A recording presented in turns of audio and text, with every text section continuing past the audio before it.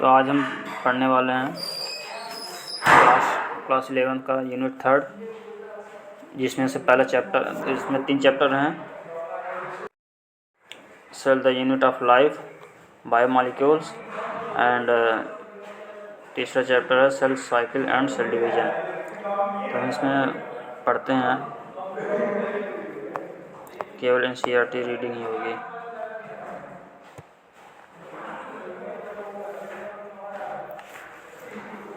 हर unit के starting में एक साइंटिस्ट का नाम दिया रहता है। तो इस यूनिट में जी.एन. रामचंद्रन के बारे में दिया गया है। तो इनके बारे में थोड़ा सा पढ़ लेते हैं, उसके बाद चैप्टर पे आते हैं। पहली बात तो ये, इनका लाइफ स्पान क्या है, 1922 से 2001।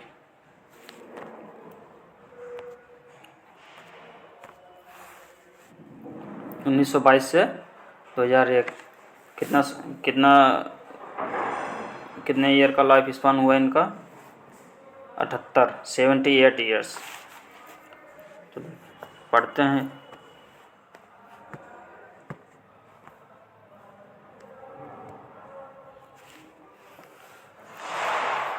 GN. Ramachandran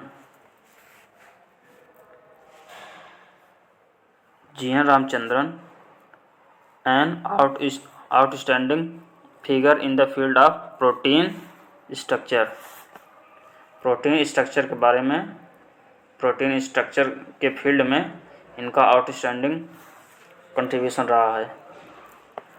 was the founder of Madras school of conformational analysis of biopolymers. ये किस स्कूल का फाउंडर थे? Madras school of conformational analysis of biopolymers. He discovered the triple helical model. His discovery of the triple helical structure of collagen published in the nature जो है public, मतलब इनका content जो है नेचर में पब्लिश हुआ। किस ईयर में पब्लिश हुआ? 1954। और डबल हेलिकल मॉडल कब पब्लिश हुआ था? 1953 में। तो कोरिलेट करके पढ़ते रहिए। And his analysis of allowed confirmation of protein through the use of Ramachandran plot.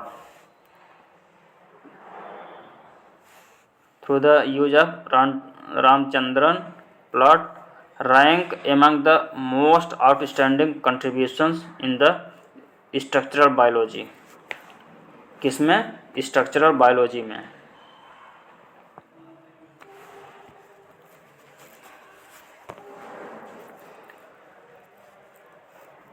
He was born on October 8, 1922। 1922 में 8 अक्टूबर को उनका जन्म हुआ था। इन अ स्मॉल टाउन में not far from Cochin on the south western coast of India.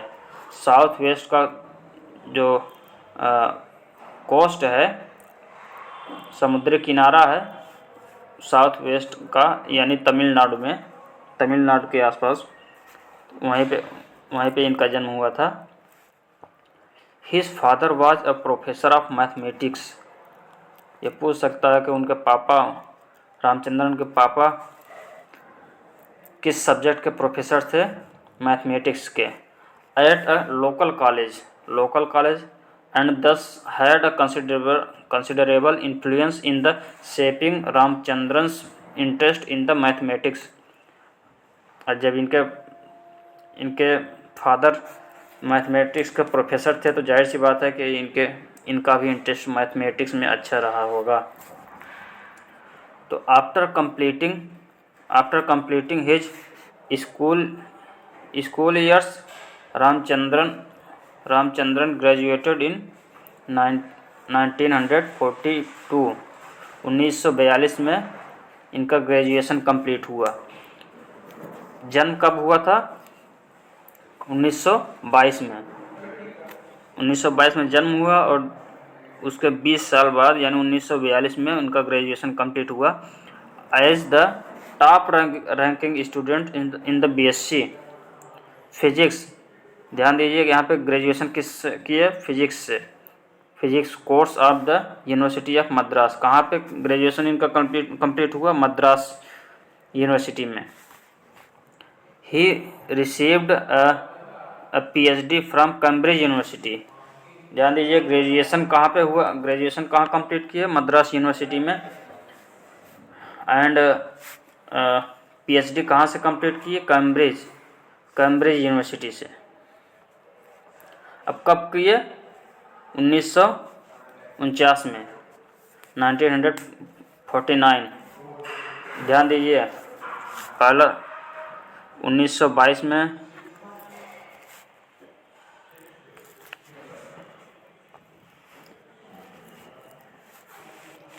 अरे यार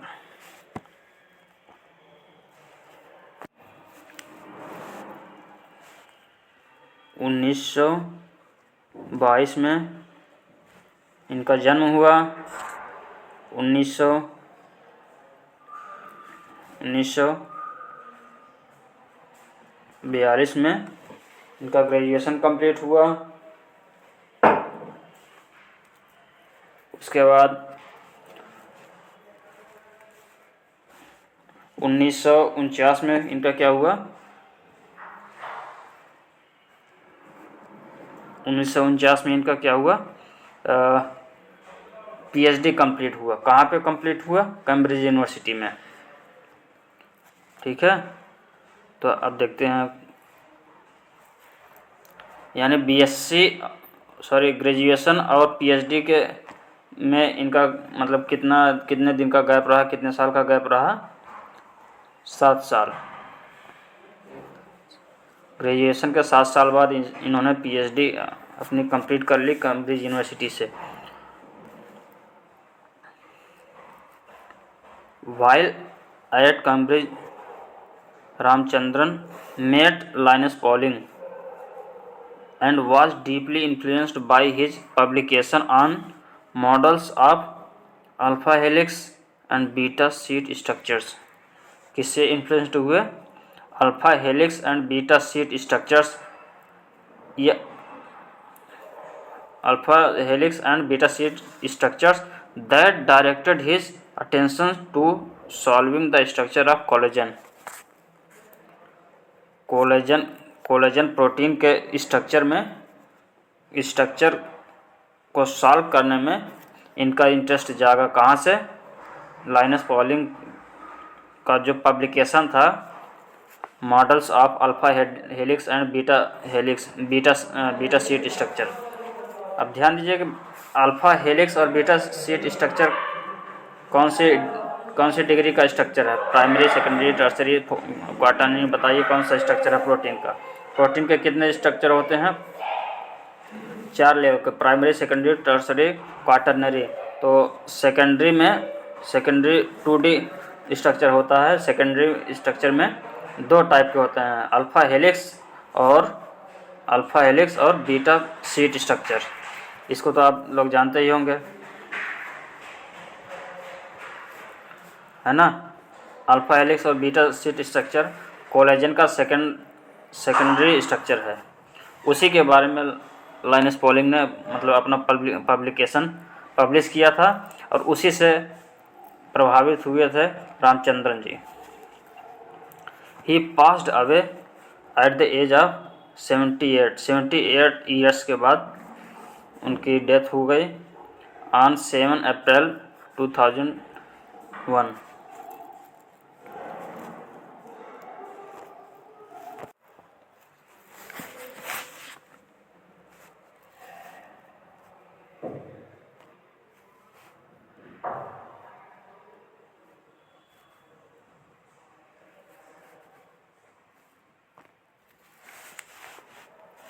अब चैप्टर पे आते हैं हम। When you look around you, you see both living and non-living things. जब आप अपने आसपास में देखते हैं तो आप क्या देखते हैं?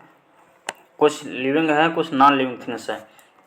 You must have wondered and asked yourself, आपको आश्चर्य हुआ होगा और आपने खुद से पूछा होगा कि what is it that makes an organism living और what is it that an animate thing does not have which a living things have.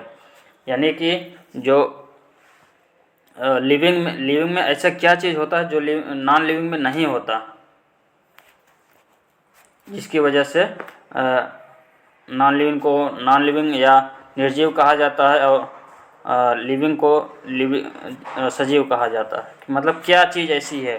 तो आंसर इसका क्या है? The answer to this is the presence of basic unit of cell, that is the cell in a living organism. मतलब basic unit of life क्या है? Cell है.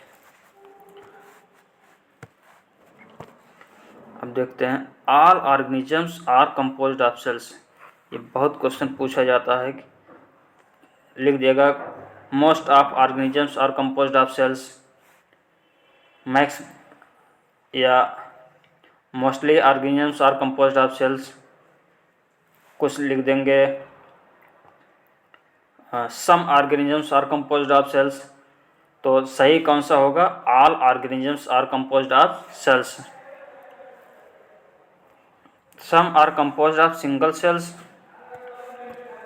Some are composed of a single cell. Single cells कुछ organism होते हैं जिनका organisation एक cell का होता है. And are called unicellular organisms. While others like us मतलब हम लोग जैसे हैं, कंपोज्ड ऑफ मेनी सेल्स, बहुत सारे सेल्स मिलकर बने होते हैं, are called multicellular organisms. ये कह रहा है कुछ ऑर्गेनिज्म होते हैं जो सिंगल सेल्ड होते हैं, कुछ ऑर्गेनिजम्स होते हैं मल्टी सेलुलर होते हैं, है ना. जो बहुत सारे सेल्स मिलकर बने होते हैं उनको मल्टी सेलुलर ऑर्गेनिज्म कहा जाता है, और जो एक सेल से मिलकर बने होते हैं उनको यूनिसेलुलर ऑर्गेनिज्म कहा जाता है. अब नेक्स्ट टॉपिक है, what is a cell.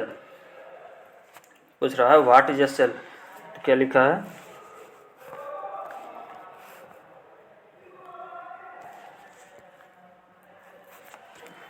Unicellular organisms are capable of independent existence and performing the essential functions of life. Unicellular organism एक ही सेल से बने होते हैं, लेकिन ये किस में कैपेबल हैं? Independent existence. एक सेल है लेकिन ये खुद अपना इंडिपेंडेंट लाइफ एक्सपेंड करते हैं. And performing the essential functions of life. जो एक ही सेल है जो कि लाइफ के सभी एसेंशियल फंक्शंस को परफॉर्म करती है ना. Anything less than a complete structure of cell does not ensure the independent living. यानी अगर कोई भी चीज़ ऐसी है जिसका कम से कम एक सेल नहीं है तो उसको इंडिपेंडेंट लिविंग नहीं कर सकते. जैसे वायरस है, वायरस में कंप्लीट सेल नहीं है, इसीलिए उसको नॉन लिविंग की कैटेगरी में रखा जाता है. लिविंग की भी कैटेगरी में रखा जाता है लेकिन और नॉन लिविंग की भी कैटेगरी में रखा जाता है. कुछ उसके कैरेक्टर्स ऐसे होते हैं जैसे लिविंग सेल्स में आने के बाद वो living cell like activities show करने लगता है, इसलिए उसको लिविंग की कैटेगरी में भी रख देते हैं थोड़ा बहुत, इसी कारण. और इंडिपेंडेंट, यहाँ पे देखिए फर्स्ट में क्या लिखा है? Independent existence. ये जो सेल होती हैं वो इंडिपेंडेंट एग्जिस्टेंस, यूनिसेलुलर ऑर्गेनिज्म जो होते हैं इंडिपेंडेंट एग्जिस्टेंस शो करते हैं, लेकिन जो वायरस होते हैं वायरस खुद से अपना काम नहीं कर पाते जब सेल्स के बाहर, लिविंग सेल्स के बाहर रहते हैं। तो अब आगे देखते हैं। Hence cell is the fundamental structural and functional unit of living organisms. इसलिए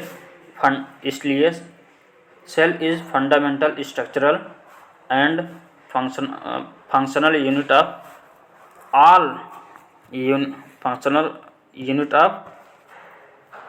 ऑल लिविंग ऑर्गेनिजम्स। या कभी ये ऑल ध्यान रखिए, कहीं पे सम लिख देगा कहीं पे ऑल लिख देगा, तो यहाँ पे क्या होना चाहिए, cell is the fundamental structural and functional unit of all living organisms, है ना।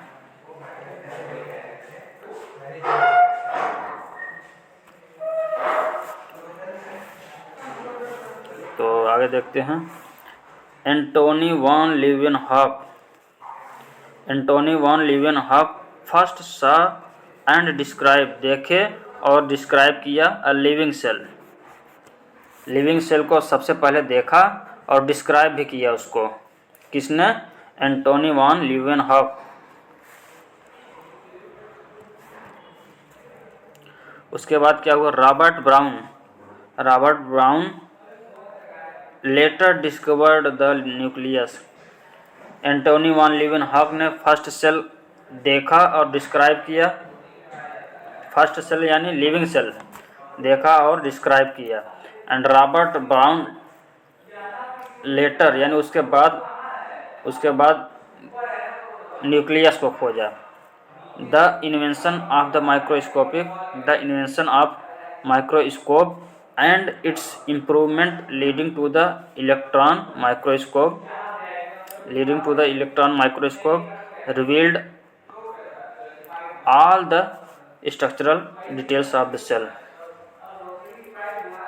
The invention of microscope यानी माइक्रोस्कोप की खोज और उसमें इम्प्रूवमेंट जो हुआ उसकी वजह से इलेक्ट्रॉन माइक्रोस्कोप भी डेवलप हुआ। तो इलेक्ट्रॉन माइक्रोस्कोप जो है सेल के अंदर के डिटेल्स को रिवील किया, उसकी हेल्प से सेल के अंदर की चीज़ों को मतलब जाना गया, खोजा गया।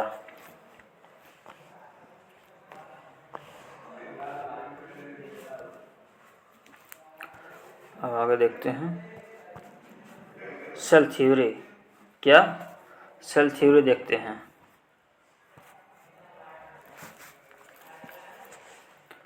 इन 1838 में मैथियास स्लाइडेन जो कि क्या थे, German botanist.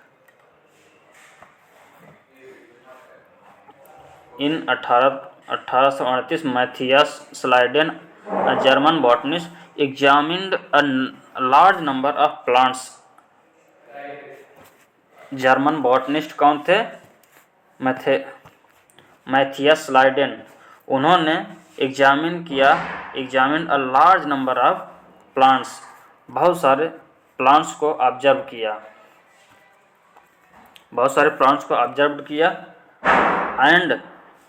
And observe that all plants are composed of different kinds of cells। उन्होंने क्या कहा?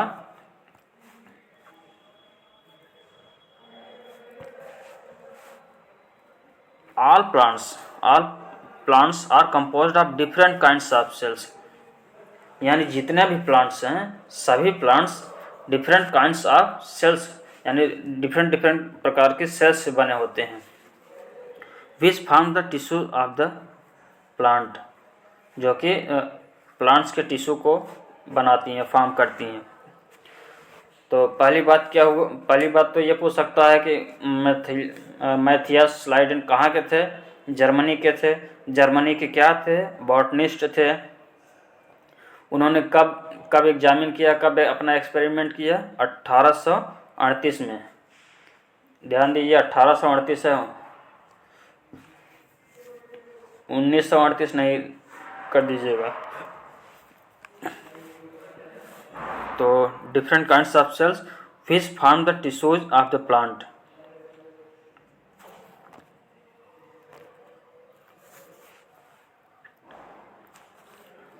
At about the same time यानी 1838 में ही थियोडोर स्वान, कौन? थियोडोर स्वान, 1838 में नहीं, 1839 में, 1839।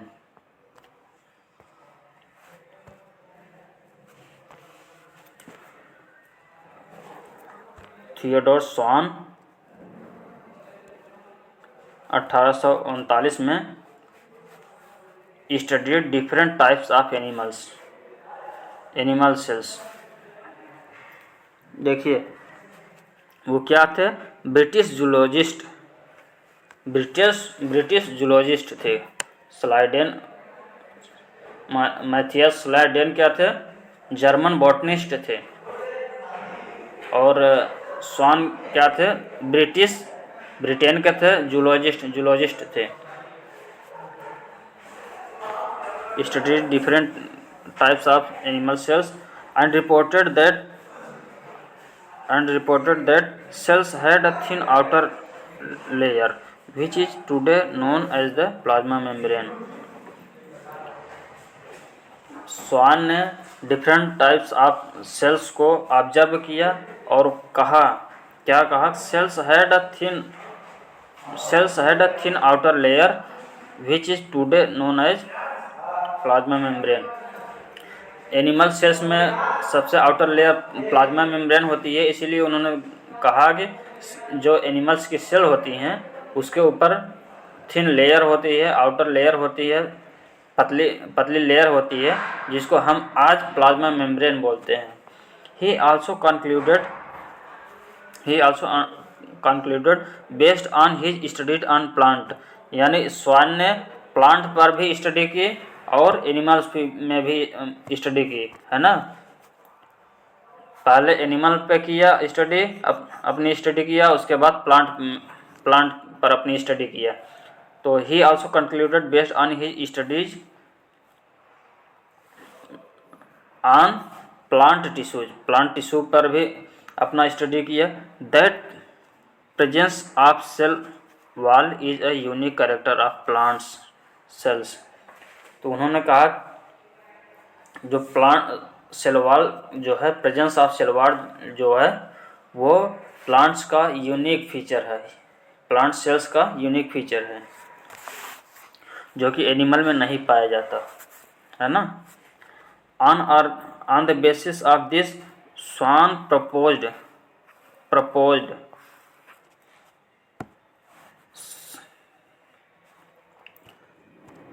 सेल थ्योरी प्रपोज की उन्होंने, वही लिखा है। On the basis of this, अपने इन्हीं दोनों स्टडीज पर, प्लांट और एनिमल पर, Schwann propose the hypothesis that the bodies of animals and plants are composed of cells and products of cells. Cell theory का पहला पॉइंट इन्होंने कह दिया कि the bodies of animal and plants और एनिमल्स की body composed of cells and products of cells, cells से बनी होती है और सेल्स के प्रोडक्ट से बनी होती है। ये बात किसने कही? स्वान ने। अब स्वान क्या थे? स्वान कहाँ के थे? ब्रिटिश साइंटिस्ट थे। किस फील्ड के साइंटिस्ट थे? जूलॉजिस्ट थे। कब उन्होंने एक्सपेरिमेंट किया? 1838 में, है ना। किस पर स्टडी की है? प्लांट्स, पहले एनिमल्स पे, उसके बाद प्लांट्स पे की है स्टडी, है ना। अब उन्होंने प्रपोज किया सेल थ्योरी के बारे में। सेल थ्योरी के पहला पोस्टुलेट जो था, उन्होंने हाइपोथेसाइज कर दिया, यानी बोल दिया कि सभी एनिमल और प्लांट्स जो हैं वो सेल्स के बने होते हैं या सेल्स के प्रोडक्ट्स के बने होते हैं। सभी animal and plants composed of cells और सेल्स के प्रोडक्ट्स से बने होते हैं।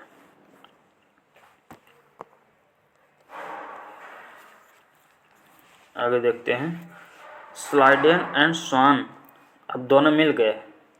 पहले स्वान ने अपना प्रपोजल दे दिया कि सभी प्लांट्स और एनिमल सेल्स और सेल के प्रोडक्ट्स से बने होते हैं। अब स्लाइडेन एंड स्वान मिलकर together formulated the cell theory को फार्मूलेट कर दिया। किन्होंने? इन्हीं दोनों ने, स्लाइडेन और स्वान ने। This theory however did not explain as to how new cells were formed। ये थ्योरी ये एक्सप्लेन नहीं कर पाई कि नई सेल्स कैसे फॉर्म होती हैं, है ना।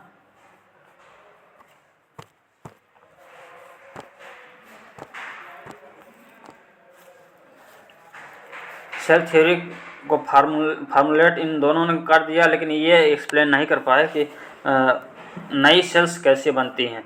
रुडोल्फ विरको आए कब?